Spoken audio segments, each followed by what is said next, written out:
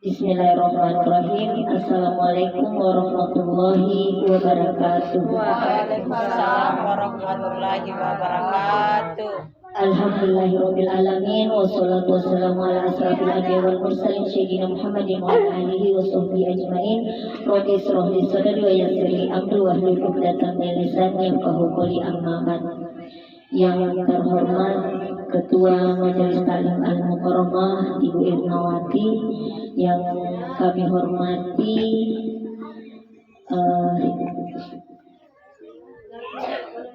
pegawai kelurahan, wali buku, ibu-ibu yang dirahmati oleh Allah Subhanahu wa Ta'ala.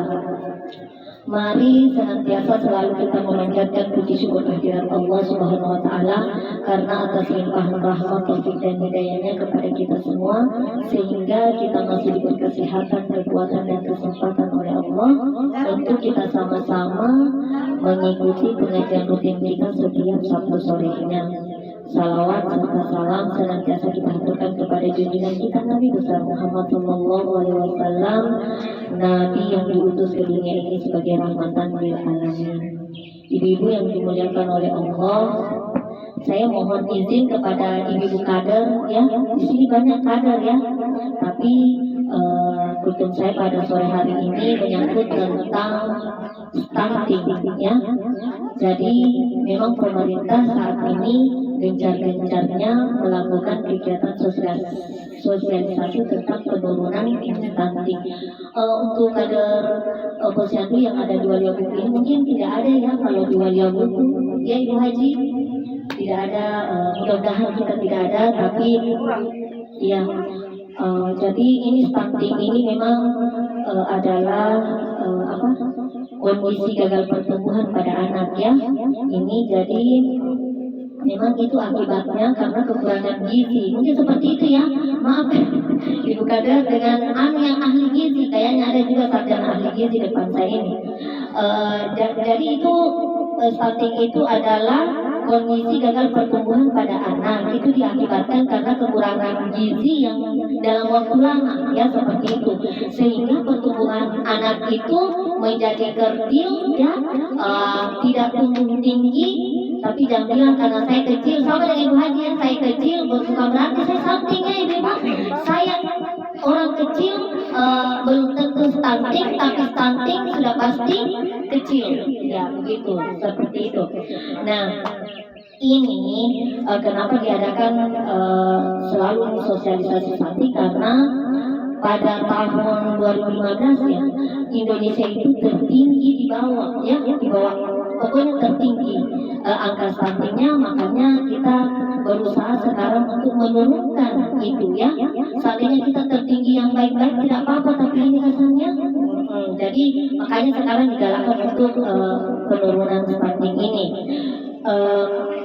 Kemudian itu banyak sebenarnya faktor yang menyebabkan terjadinya stunting ini. Yang utama tadi itu kekurangan gizi, kemudian faktor lingkungan juga sangat berperan ya, faktor lingkungan ini ya. Jika gizi juga tidak tercukupi dengan baik, itulah akibatnya kita anak kita, karena ini stunting kan 1000 hari pertama ya kehidupannya. Jadi mulai dari janinnya ya, dari janin sampai 1000 hari itu berarti 2 tahun ya, 2 tahun itu yang bisa terjadi stunting di situ. Nah, kalau gizinya bagus sebenarnya tidak. Dalam Al-Quran juga itu, dalam surah Al-Baqarah ayat 233 itu kan ibu mempunyai kewajiban untuk menyusui anaknya selama 2 tahun. Kemudian ayah wajib menafkahi anak dan calonnya, begitu. Jadi bukan tugasnya hanya ibu, tapi di sini peran ayah juga, karena untuk memberikan nafkah kepada ibunya dan anaknya yang dikandung itu ya. Kemudian gejala stunting pada anak itu diantaranya yang pertama itu anak berbadan lebih pendek untuk anak seusianya. Kemudian proporsi tubuh cenderung normal, tetapi anak tampak lebih mudah kecil untuk seusianya. Kemudian berat badan rendah untuk anak seusianya. Jadi berat badannya itu tidak bertambah-tambah. Kemudian pertumbuhan tulang juga tertunda ya. Jadi kemudian ada cara atau ada antisipasi supaya tidak terjadi stunting ini ya, untuk mudah-mudahan. Yang pertama itu ibu hamil, ada di depan saya ini Gunil ya, jadi harus imunisasi ya, jangan cuma anaknya tapi ibunya juga harus rajin kontrol ke dokter ya gitu. Jadi yang pertama itu melakukan pemeriksaan kehamilan secara teratur, kemudian yang kedua menghindari asap rokok. Nah ini tugas kita sebagai ibu-ibu, kalau bapak-bapak kita merokok, kalau bisa itu di luar, jangan dalam ruangan ya, supaya itu karena untuk kesehatan kita ya. Kemudian yang ketiga melakukan kunjungan secara teratur ke dokter ya. Kemudian mengikuti program imunisasi secara rutin ya, utama mulai dari hamil ya, hamil, kemudian anaknya juga harus rajin diimunisasi. Nah, Gunil.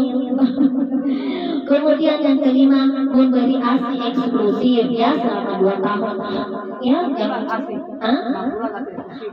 ya 6 bulan ASI eksklusifnya, kemudian itu selama 2 tahun, 6 bulan itu ditambah makanan pendampingan ya. Selama 6 bulan tidak ada yang sebelum 6 bulan jangan ada campuran. Oh iya, asitoh ya selama 6 bulan ya, betul, tidak ada campuran. Silakan. Setelah 6